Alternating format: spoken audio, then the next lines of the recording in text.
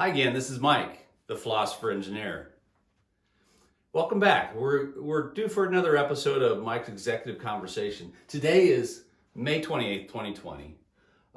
In the month of May, we've been focused on the theme, Prepare for Growth.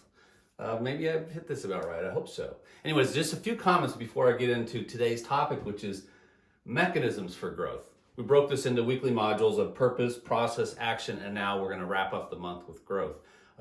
For those of you that are seeing this video for the first time or are not familiar with what I'm doing, I have a YouTube channel called the Philosopher Engineer, and I try to take all these videos and organize them into monthly modules. So I have one for April, one for March Madness, we have one for April, and I'll have one for May. I may do things a little bit differently in June, but I want to continue having short videos, but that fit together kind of in a somewhat of a workshop that could be used that way.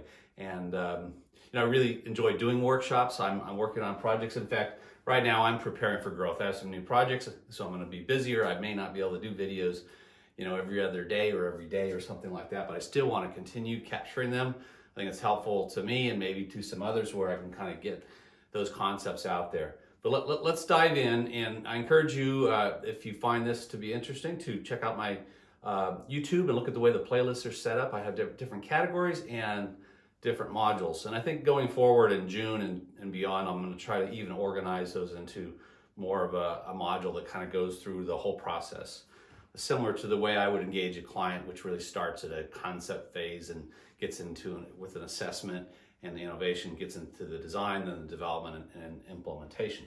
Sorry, I'm going a little bit fast because I don't want to waste your time, but let's jump in here to mechanisms for growth. So we've talked a lot about the importance of being proactive. It's really all about being proactive and managing that knowledge base. And one of the things we talked about a number of episodes ago was the value of understanding something early in the development cycle. So things you can understand or solve, or problems that you can resolve and improve or fix at the concept phase, are very inexpensive. And as you get further in the development cycle, if you find problems later, it becomes much more expensive to fix. And it causes a lot of time, so it costs more time and more money. We don't want to do that. And we talked about the idea that you can think of it in terms of an order of magnitude. So if you don't catch something in the concept phase, you get it wrong, and you have to fix it in the design phase, it might cost 10 times as much to fix. If it doesn't get caught till the development phase, it'll cost 10 times more. That's 100 times. It's 2 orders of magnitude. And if you don't get it until you launch a product, it's pretty catastrophic. And you really don't want to do that to your company. The flip side is we want to go fast.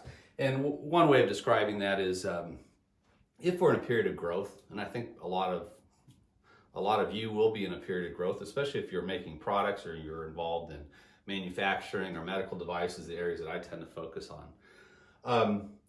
When you have growth, you have to get more resources. You have to hire more people and build teams and organize, maybe get some outside help, whatever that takes.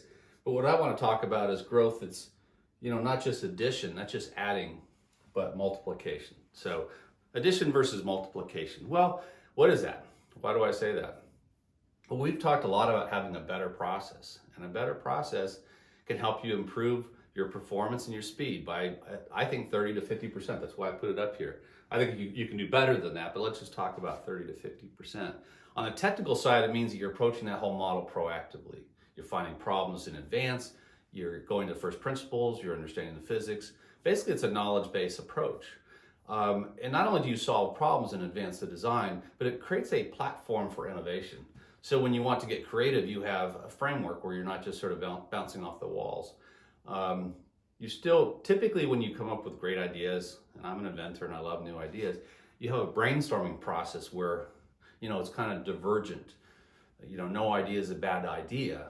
But then you have to do something with all those ideas. How do you know what ideas are better than others? Well, you need some sort of framework, and that framework is the physics and the math and all the goals.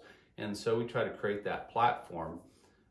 Often it's a baseline assessment or baseline model that represents where you're starting at, if there's a starting point, and then you can compare new ideas to that baseline. The other way we look at it, and this shouldn't sound too technical, but we take all the requirements, all the marketing requirements, the design requirements, what is this thing supposed to do? And we look at it as a design envelope.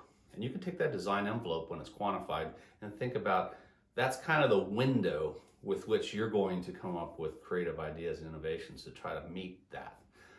And we can actually do that mathematically.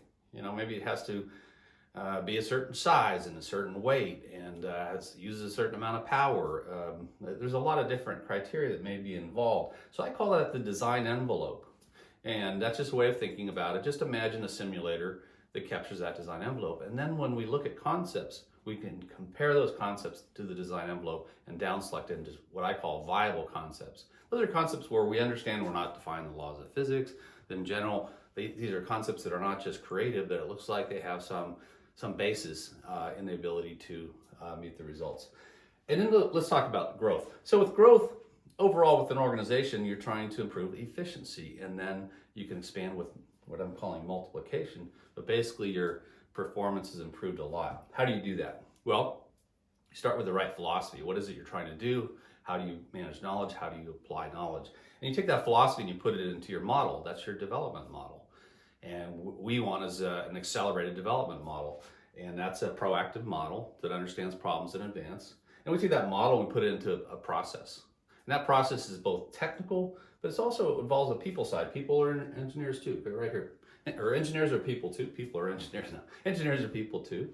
We really have to work in teams. The productivity improves a lot when you have really good teamwork, good communication, good coordination, and then obviously good execution. And that takes a collaborative process. So there's soft skills as well as the deep technical skills. And then you take that process and you really sort of improve it and hone it to best practices.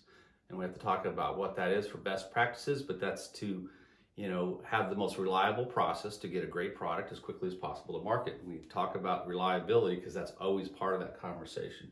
And then those best practices can be turned into standard practices for your organization. You can capture it and refine it and improve it. And if you do that, then all these improvements we're talking about, whether it's 30% faster or 50% faster, or I believe you can go twice as fast, and that's for another topic, you can make those improvements permanent. And not only will your company thrive, but your team will enjoy working on a high performance team. Everybody likes it when you perform well. And just like sports or anything else, we're competitive people. We want to do well. And it's a challenging and competitive environment out there. Well, that's kind of what I want to hit on today. We're getting towards the end of May. I'll probably do another video or two to close out the month. We'll focus on growth. Growth is really the implementation of these great best practices. And I can make a strong case why that is really built around a proactive approach. That is that you're identifying problems early, you're not waiting for them to find you, you're getting out of a trial and error mindset. We follow the GROG principle at least, and the GROG principle, which you may not have heard of, is what I coined, or actually a friend of mine coined it, for getting rid of guessing. So if we get rid of guessing and we really go to the core first principles, we understand the core physics, we can really move a lot faster. Will we still have iterations? Absolutely. I think it's ideal to have about 3 iterations. You don't want to try to do everything in one swoop, one fell swoop. What you really want to do is get the most out of each iteration. And just a little side note, with 3D printing, it's a great thing to have, but it can be distracting too, because you're running out and doing things, maybe in a trial and error mindset, and that just gets you lost, spinning your wheels in the mud. So it's fine to have that capability, but what's more important is that you have a process that's a knowledge-driven process, and it's done with strong teams. Anyway, that's a lot of things I covered very quickly. I'm going to go back into it in some more detail, maybe in another video or two, and then wrap up the month. If you guys are tired of this brown jacket, I think for June I'm going to get a new one. If you like it a lot, I'll have to put it on every once in a while. It's pretty comfortable, actually. I hope you have a wonderful week. I know we're getting to the end of this week, and most places are starting to open up. I don't know what state you're in or what's the situation with your city, but a lot of the folks I'm working with are starting to get back to normal, and by June I think we're going to see things really rev up. And you probably see the stock market starting to rev up as well. Don't be surprised if this thing is just the whole economy takes off, especially in the areas that we work with medical devices and new product development and manufacturing and automation. I think you're going to see a massive boom for obvious reasons and maybe some less obvious reasons. All right, have a great time. Thank you very much. I enjoy these conversations, and we